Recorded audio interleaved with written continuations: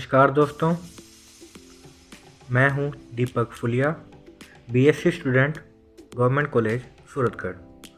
तो आज हम करने वाले हैं किसी दिए गए कार्बनिक यौगिक के मिश्रण में से कार्बनिक यौगिक की पहचान करना और उसके व्युत्पन्न बनाना। तो उसके लिए हमें कुल 6 स्टेप फॉलो करने होते हैं, जो कि मैंने यहाँ पर लिख दिए हैं। तो हम इस वीडियो के अंदर स्टेप 1 की बात करते हैं।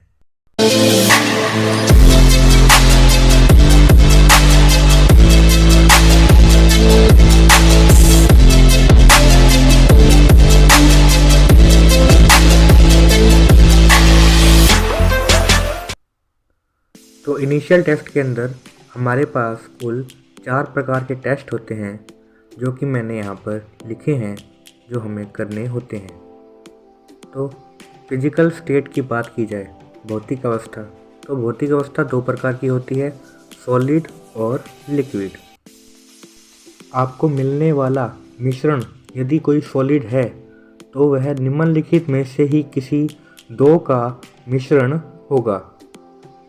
जैसा कि मैंने यहाँ पे लिखा है, ऑक्जेलिक अम्ल, रिसोर्सिनॉल इत्यादि, इन सब में से ही कोई आपको 2 मिलते हैं। तो एक बार आप इसका स्क्रीनशॉट ले लीजिए। इसके अलावा अगर आपको मिलने वाला मिश्रण लिक्विड है तो वह निम्नलिखित में से ही कोई 2 का मिश्रण होता है। जैसा कि मैंने यहाँ पर लिखा है, फॉर्मिक अम्ल, एसिटिक अम्ल इत्यादि, इनका ही कोई मिश्रण आपको एग्जामिनर देता है। जल्दी से आप इसको भी नोट कर लीजिए।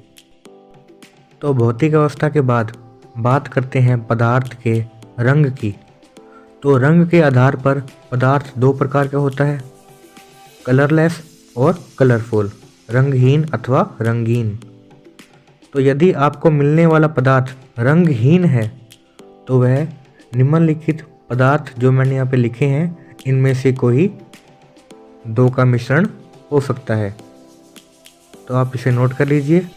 हमारे पास उपस्थित रंगीन पदार्थों में कुछ के नाम मैंने यहाँ पर लिखे हैं और उनके सापेक्ष उनके रंगों के नाम भी लिख दिए हैं। तो आप इसको भी कॉपी में नोट कर लीजिए। पदार्थ की भौतिक अवस्था एवं रंग के बाद अब बात करते हैं उसके गंध की। तो गंध के आधार पर पदार्थ 2 प्रकार का होता है। पहला होता है गंधहीन, दूसरा होता है गंधयुक्त। तो आपको मिलने वाला पदार्थ यदि गंधहीन है तो वह निम्नलिखित में से कोई हो सकता है, जो कि मैंने यहाँ पर लिखे हैं और आप इसे नोट कर लीजिए। इसके अलावा कुछ पदार्थ ऐसे भी होते हैं जो कि विशिष्ट गंध रखते हैं। जैसे फ्रक्टोज जो होता है उसकी गंध मीठी होती है, बेंजोइक अम्ल जो होता है उसकी गंध तीक्ष्ण होती है।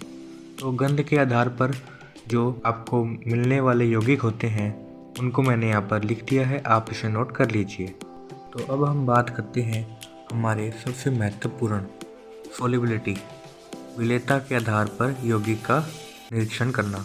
तो विलेयता हमें ठंडे जल में चेक करनी होती है। एक यौगिक विलेय होगा और दूसरा अविलेय। आपको मिलने वाला यौगिक सदैव विलेय और अविलेय का मिश्रण होता है। जब आप यौगिक को जल से पृथक कर लेंगे, आपके पास जो जल में विलेय होगा वो निम्नलिखित में से होगा और जो आपके पास फिल्टर पत्र पर बच जाएगा वो निम्नलिखित यौगिकों में से कोई एक होगा। तो आप इसे भी नोट कर लीजिए। आइए इसे लैब में चलकर देख लेते हैं। हेलो फ्रेंड्स, दिस इज दीपक फुलिया।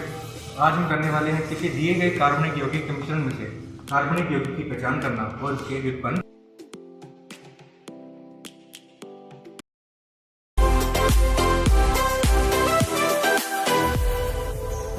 तो एग्जामिनर द्वारा हमें ये अज्ञात कार्बनिक मिश्रण दिया गया है और हमें पहचान करनी है कि ये मिश्रण कौन सा है।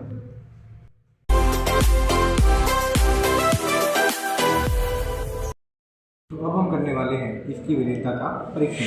तो उसके लिए हम एक बीकर के अंदर इस मिश्रण को डाल देंगे और इसके अंदर हम पानी बस इतना काफी है।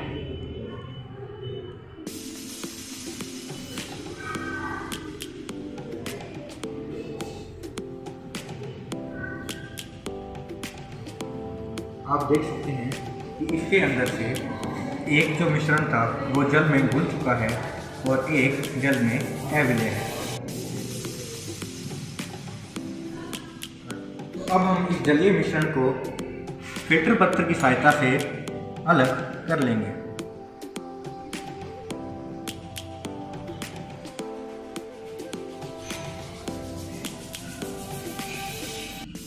आप देख सकते हैं कि फिल्टर की प्रक्रिया शुरू हो चुकी है। आप देख सकते हैं कि फिल्टर की जो प्रक्रिया है वो पूरी हो चुकी है। अब हम क्या करते हैं, इस जो अविलय पदार्थ था उसको तो यहाँ पर सूखने के लिए छोड़ देते हैं और जो पदार्थ हमारा जल में विलय हो चुका है उसे हम वाटर बाथ करते हैं।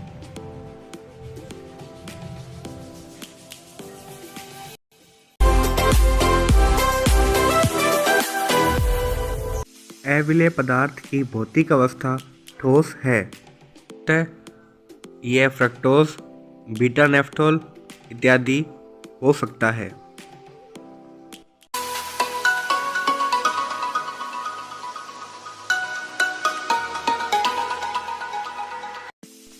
दिए गए मिश्रण का रंग भूरा है, अतः यह बीटा नेफ्थोल हो सकता है।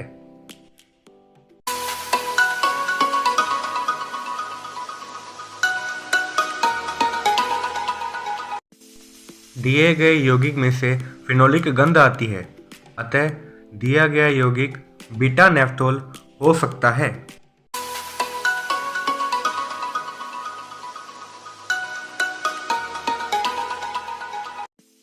दिया गया यौगिक जल में अविलय है, अतः यह बीटा नेफ्थोल हो सकता है।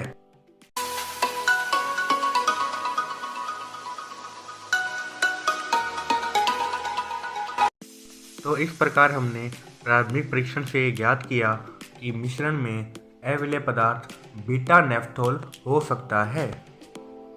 इसी प्रकार ही हम जो हमारा विलय यौगिक था उसका भी प्रारंभिक परीक्षण कर सकते हैं।